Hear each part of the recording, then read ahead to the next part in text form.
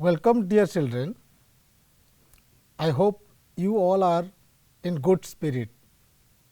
So, let's begin our today's learning activities. Today, we have a beautiful poem for you, and from the beginning, let's take this riddle. तुम मान गोटे बहुत बढ़िया riddle टे रखी टे ध्यान दे शुण रिडल टे हूँ सरगु झरी से मरते सरसे सभी जीवन हित टुपुरु टापर शबद मधुर प्रकृति स्वागत गीत बिल बण नदी पड़िया इत्यादि गाँ की सहरे पशि कागज डंगारे पिलांक खेलरे बढ़ाए अनेक खुशी कहिल सुधीर पिले कि नाम ताहार प्रकृति आकार बेंग जे डाकई भले। आउ फिर पढ़ी शुणेदेवी एवं शुण सरगु झरी से मरते सरसे सभी जीवन हित टुपुरु टापर शबद मधुर प्रकृति स्वागत गीत बिल बण नदी पड़िया इत्यादि गाँ की सहरे पशि कागज डंगारे पिलांक खेलरे बढ़ाए अनेक खुशी कहिल सुधीर पिले कि नाम ताहार प्रकृति आकार बेंग जे डाकई भले। बुझिपार बेंग केउ समय डाके निश्चित रूपे तुम मानकर उत्तर वर्षा। आज आमे जो पोएम पढ़िबा से पोएम टीर ना होची वर्षा बा रेन। मुझे तुम मानक पई ए रेन पोएम टी पढ़ी ध्यान दे शुणिब तापर तुम माने पढ़िबो। पोएम टी बोली rain rain go away little Johnny wants to play come again another day। Rain rain go away little Johnny wants to play come again another day। एबे पुण थे देख मु ताको रिपीट करके पढ़ी टिके ध्यान देकी सुन rain rain rain rain go away little Johnny wants to play come again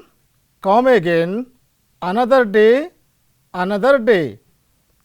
एबे ये तो छोटिया पोएम टी तुम मानकर पाखापाखि सब मन रही जाइथिबो। एबे देखिबा जे ए पोएम पढ़िबा समय किछि नुआ वर्ड आसिला ए न्यू वर्ड्स रो अर्थ आमे बुझिगले पोएम टी को आमे और भलो भाबरे बुझ परिबा। प्रथम वर्ड टी हला रेन RAIN।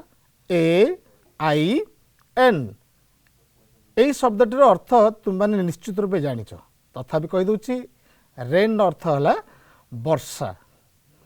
से बोली आउ गोटे वर्ड होछि आवे AWAY आवे। एई गोटिका शब्दटीर अर्थटी हला दूर को अर्थात आम पाखरु आउ किछि दूर को थिले ता कोन कहा जिवो आवे कहा जिवो। परवर्ती वर्डटी होछि another ANOTHER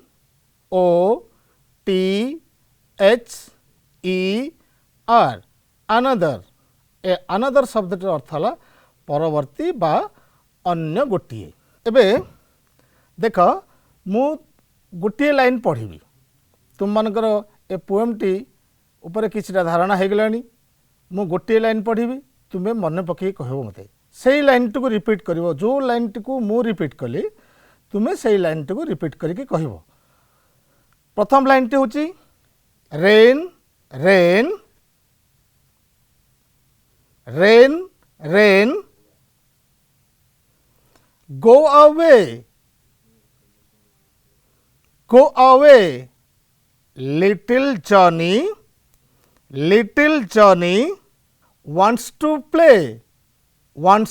play come again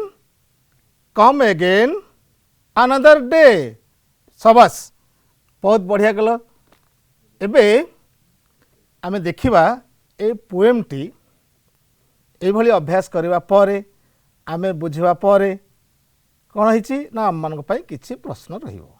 जदि हमको किए पचारती किछि प्रश्न ए पोएम को नहीं ताले आमे निश्चित रूपे कौन करवा तांकु ठीक उत्तरटी बुझेदबा। प्रथम प्रश्नटी है तुम मान who says rain to go away, the poet और the mother or the father of Johnny. आउ फिर बुझ प्रश्नटी को ठीक रे बुझवा दरकार, से प्रश्न रे ही उत्तर अच्छी। टिके ध्यान देके देख, who says rain to go away, अर्थात किए कहूची वर्षा को दूर को पड़ा, किए कहूची पोएट कहउचंती ना माँ कहउचंती ना जर्नी रो बापा कहउचंती।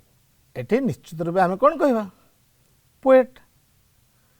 Why does she want rain to go away, ताले एठी ए प्रश्नटीर अर्थ या हैला जे से काहींकी वर्षा दूर को चली जाऊ बोली कहउचंती। Why does she or he want rain to go away, कहले देखी उत्तरटी कौन हम। एठी से पोएट हूँ बा चाइल्ड हो, से कौन कहूँ जे जॉनी खेलिब, वर्षा हेले तो से बाहर खेली परिबो नहीं, लिटिल जॉनी केमिति खेलिब वर्षा रे। तेणु एठी आमे कौन उत्तर दबा, she wants rain to go away because Johnny wants to play. तृतीय प्रश्नटी है who will come again another day, who will come again another day. एबे कहो जे ए प्रश्नटी कौन बुझिल, कौन ए प्रश्नटी किए आउ दिन आसीबा पई कहा जायछि, काहा को कहा जायछि जे से आउ दिन आसीबो, से किए। एठी हमर उत्तर हबो वर्षा, कहीं ना रेन को कहुई से आउ गोटे दिन आसु आज वर्षा न हो। ताले आम उत्तर ठीक कौन लिखा, rain will come again another day. बुझला। एबे ये जो पोएमटे आम पढ़िले, ए पोएम रू आम सब कौन कौन सब बुझिले। It was about to rain one afternoon, यह दिन अपराह्न रे ऊपर बेला वर्षार कथा। The sky was dark and the clouds were grey, आकाश रे आकाशटी कौन होता अंधारुआ हो जाता, आउ द क्लाउड्स वेर ग्रे धूसर रंगर मेघ थिला आकाश रे। A little boy wanted to go outside to play, आ से दिन तुम मान भली गोटे छोट पिला बाहर को जाउथिला खेलिबा को। He had been a good boy, से गोटे भल पिला थिला, and stayed indoors in the whole day, आउ से दिन सारा घर भीतर ही थिला। देयरफॉर ही वेंट आउट, जेहेतु दिन सारा घर भीतर से थिला तेणु से इच्छा करथिला कोन टिके खेलिबो, पड़िया को गले से खेलिबो। हेले कोन थिला पड़ियार अवस्था ना आकाश रे मेघ उठैथिला। Therefore he went out, but as soon as he got out, the rain started pouring. जेमिति से बाहर को जाइछि कौन है कहले पिले, हठात वर्षा है। There was a heavy pour of rains, प्रबल बेगरे वर्षा हैला। Rain, rain, please go away, come again another day, said the little boy. कौन कहले से जे वर्षा वर्षा तू आज दयाकरी चली जा, दूर को चली जा, आज एठी वर्षा हनी, आउ गोटे दिन आसीबो। But the rain did not go away, किंतु से दिन वर्षा बंद ही नथिला, वर्षा लगातार बरसी चलीथिला। The little boy quickly run back into the house, आ कौन हितला पिलाटी ता घर भीतर को जल्दी पळेला। He was sad and frustrated, से बहुत दुखी हो जाता, निराश ता मन रे आसथिला, कहीं ना से बाहर टिके खेली पारला नहीं। एबे ए कहानी रो हम कौन बुझिले, आमे या बुझिले sometimes things do not always work out as we like them to be. Sometimes things do not always work out as we like them to be. बेले बेले कौन हुए ना आमे जेमिति इच्छा करथाए से भली हेई न थाए, किछि ना किछि व्यतिक्रम घटी थाए। बुझ पारला। एबे ए राइम पढ़िवा परे तुम मानक पई तुम्हें माने निश्चित रूपे वर्षा प्रति तुम मानकर किसी अलग प्रकार भावना आसथिबो। छोट छोट पिला माने तो सब बेले वर्षा को ही बहुत भल पाती। एबे देखिबा ए रेन को नहीं कि आउ गोटे पोएम आमे कौन करिबा आउ गोटे पोएम पढ़िबा। मु एबे तुम मानक पई पोएमटी पढ़िबी पूर्व भली तुम माने निश्चित रूपे ध्यान दे सुनिबो। पोएमटी भली the rain is raining all around the rain is raining all around it falls on field and tree. The rain is raining all around, it falls on field and tree. It rains on the umbrellas here and on the ships at sea. It rains on the umbrellas here and on the ships at sea. Rain on the green grass and rain on the tree. Rain on the green grass and rain on the tree and rain on the housetop, but not upon me, and rain on the housetop, but not upon me. एबे तुमे poem टिको सुनिल सुनिबा परे एठी मध्य a poem रे किछि तुम मानक पई न्यू वर्ड्स अछि। So let's take those new words. ए सब नवा शब्द गुडी कोन देख। प्रथम शब्दटी होची अराउंड AROUND अराउंड। चित्र देखि पारुछ से बॉक्स रो चारि पाखरे सब कोन अछि बॉल अछि ना। एमितिका अवस्था को कोन कह जिवो अराउंड कह जिवो। अर्थात आमे ता कहबा चारि पाखरे अराउंड कहले चारि पाखरे। सेमते आउ गुटी शब्द होची फील्ड। तुम माने चित्र देख ए तो सब तुम्हें अति परिचित आमर अति प्रिय स्थान ए सब फील्ड FIELD फील्ड तार अर्थ होची खेत बा बिल। सेमती ए गुटी को देख ए चित्रटी को शब्दटी होची वर्डटी कोन अछि TREE ट्री। ट्री कहले देखो चित्रटी वृक्ष बा गच्छ। ट्री रो अर्थ हला वृक्ष बा गच्छ। एइटी तुमर अति परिचित चित्रटी तुम माने एइटी को बहुत भल पाओ आ साथरे बहुत समय खेल। वर्डटी हला UMBRELLA अम्ब्रेला। एटी कोन कह होची अम्ब्रेला आ तार ओडिया अर्थटी हला छत्ता। ए चित्रटी देखो नुआ वर्डटी हला SHIP शिप। शिप कहले आमे कोन कहूचे पानी जहाज को आमे शिप कहूचे बुझ पाइला। Look at the next word. The next word is housetop. It's spelling is HOUSETOP।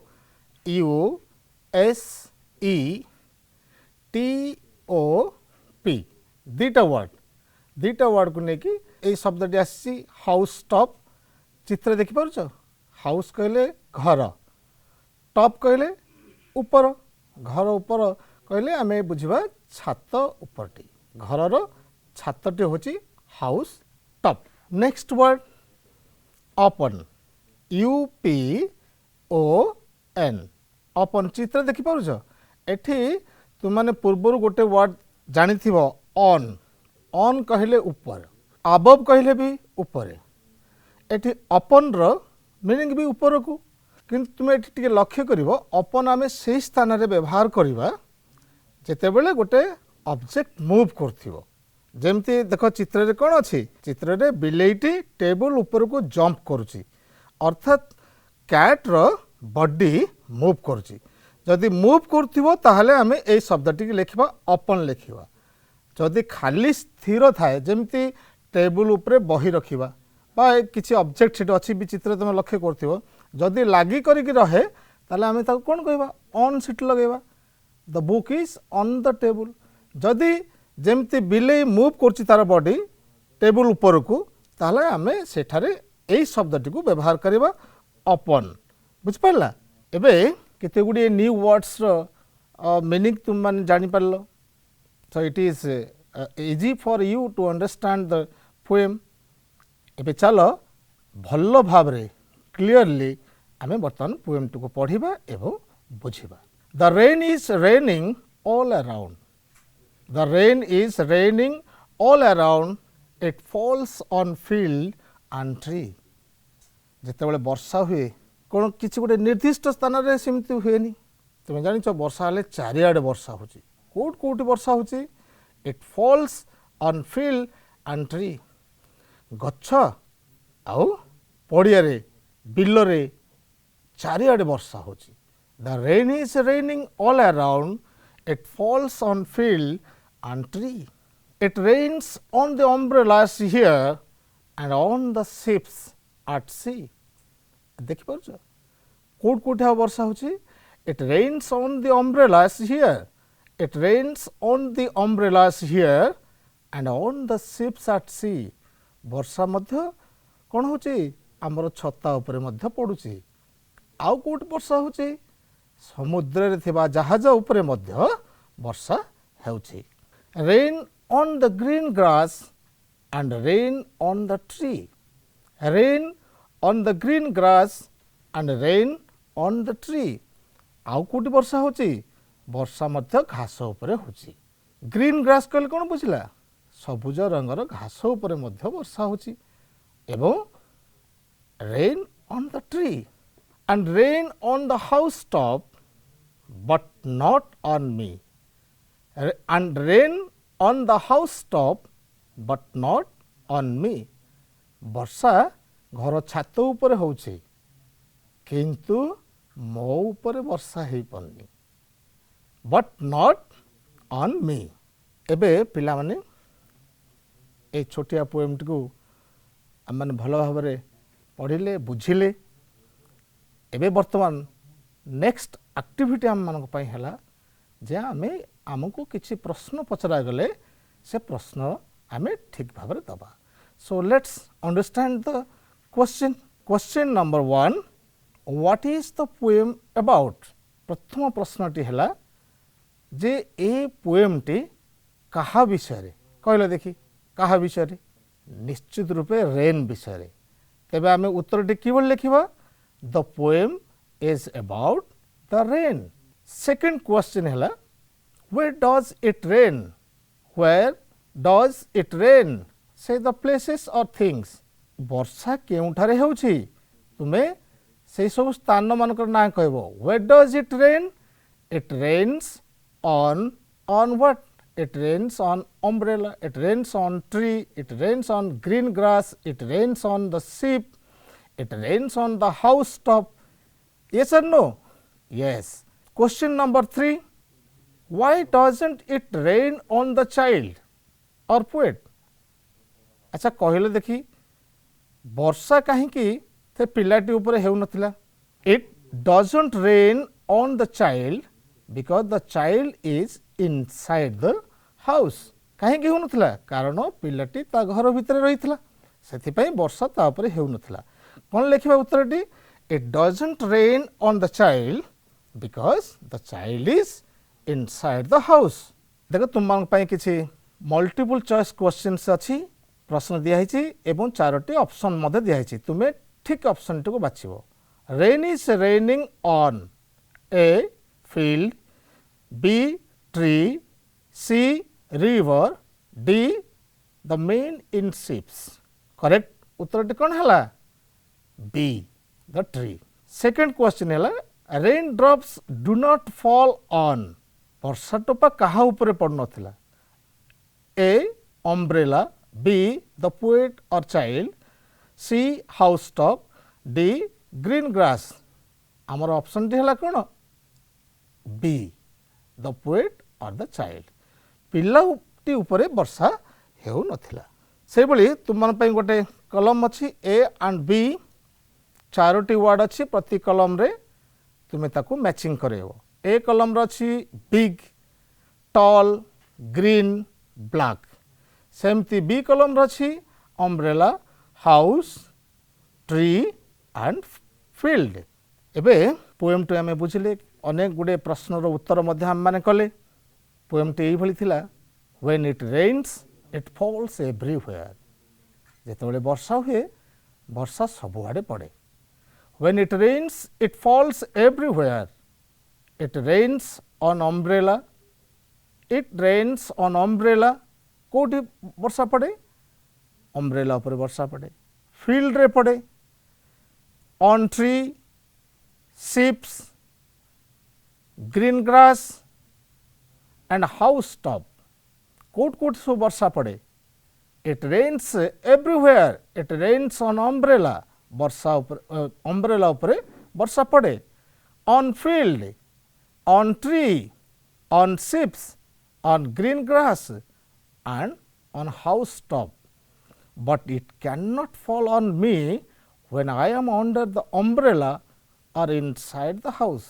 किंतु ये वर्षा मो ऊपर पड़ी पारेनी केतेबेले कहले देखी जेतेबेले मो छता तले थाए when I am under the umbrella or inside the house बा मु जेतेबेले घरे थाए अबा छता तले मु थिले वर्षा मो उपरे पड़े नहीं एबे पिला माने तुम माने पोएम टू बुझिल बहुत खुशी हेतिबो वर्षा को नेकी एबे तो चारियाडे सब वर्षा चली ना तुम मानकर ए सब अभिज्ञता थिबो छता व्यवहार करथिबो आ देखुथिबो वर्षा टोपा सब क्यों स्थान रे सब पड़ुछि जे ए पोएम रे हम जे जो स्थान सब हम देखिले जो ऑब्जेक्ट सब देखिले सतरे वर्षा सेही मानक ऊपर ही पड़े आम ऊपर पड़ी पारेनी कहीं ना आम जितेबाला छता धरी थाए बा घर भितर थाए तुम मैंने बहुत मजा नहीं थो वर्षा को नहीं ए दुईट पोएम गोटे राइम तुम मैंने शिखल एवं ए पोएम टी को पढ़ी बहुत भल भाव बुझीपार